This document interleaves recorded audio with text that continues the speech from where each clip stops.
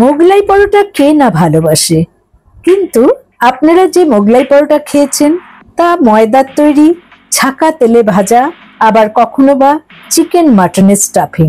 এ তো সুস্বাদু হবেই, কিন্তু আমি আজকে হেলদি একটা মোগলাই রেসিপি আপনাদের বানিয়ে দেখাবো, যা আটার তৈরি, বিভিন্ন রকম ভেজিটেবল এবং সয়া চাঙ্ক দিয়ে। তা আপনারা টিফিনে বা ডিনারে এটা এনজয় করতেই পারেন।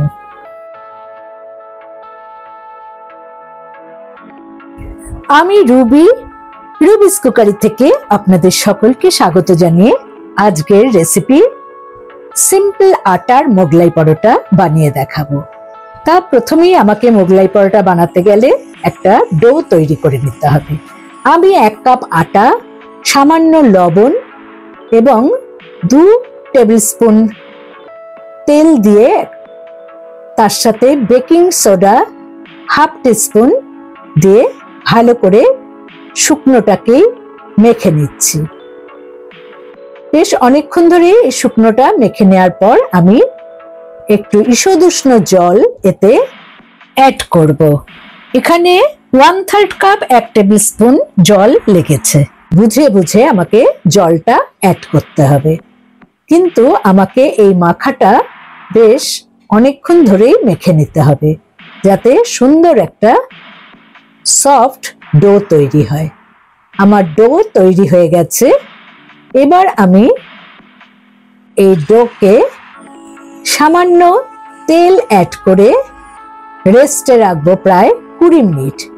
ঢাকা দিয়ে রেস্টে রাখলাম। এই দেখুন, এখানে নিউট্রেলা কোম্পানির সয়া চাঙ্ক আমি নিয়ে নিয়েছি প্রায় 1/2 কাপের মতো। তাতে সেই ঈষদুষ্ণ জল ঢেলে দিলাম এবং 10 মিনিটের জন্য ঢাকা দিয়ে রেখে দিলাম।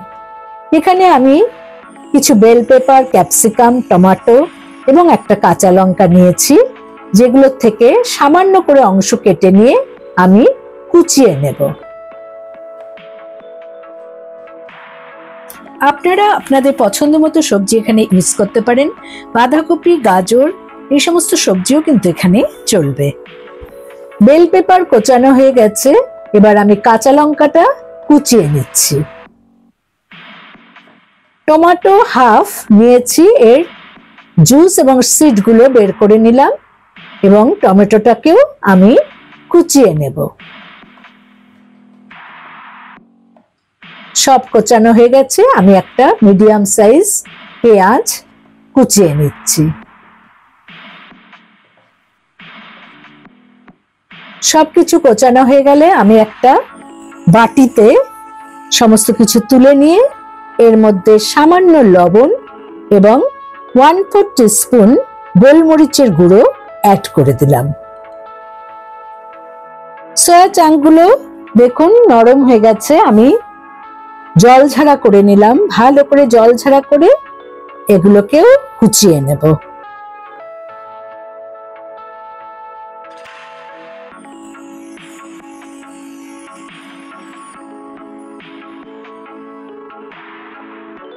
যতটা সম্ভব কুচিয়ে নিলেই ভালো হয়। কোচানো হয়ে গেছে। এবার আমি তুলে নিলাম। এবারে আমি স্টাফিংটা বানাবো। এখানে আমি 1 টেবিল স্পুন সাদা তেল নিয়ে নিলাম। তাতে প্রথমে সয়া চাঙ্কগুলো দিয়ে দিলাম। সয়া চাঙ্কগুলো যখন একটু ব্রাউন কালার হবে তখন আমি বাদবাকি লবণ মেশানো যে কুচনো ভেজিটেবল এবং গোলমরিচও আছে এতে, এগুলো সবকিছু একসাথে মিক্স করে নিয়ে যখন একটু ভাজা হলো এবং জলটা শুকিয়ে গেল, আমি একটা বাটিতে ঢেলে নিলাম। 2টো ডিম নিয়েছি, কারণ আমি 2টো মোগলাই পরোটা বানাবো। আলাদা আলাদা 2টো পাত্রে ডিমগুলো ভেঙে নিচ্ছি এবং ডিমের মধ্যে সামান্য লবণ আর সামান্য গোলমরিচের গুঁড়ো অ্যাড করে নিয়ে ভালো করে ফেটিয়ে নিচ্ছি।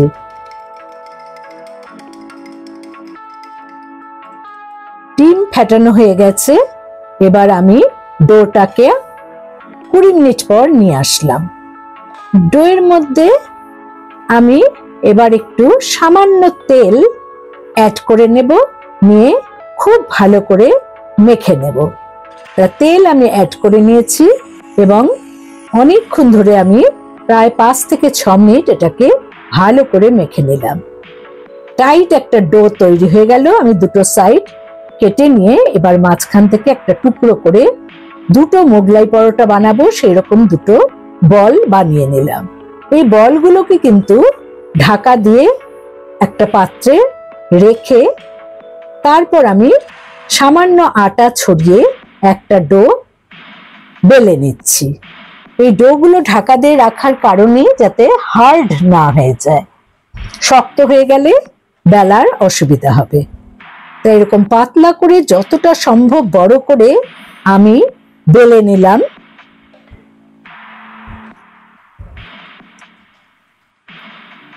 দেখুন এরকম পাতলা এবং বড় আকারের হবে।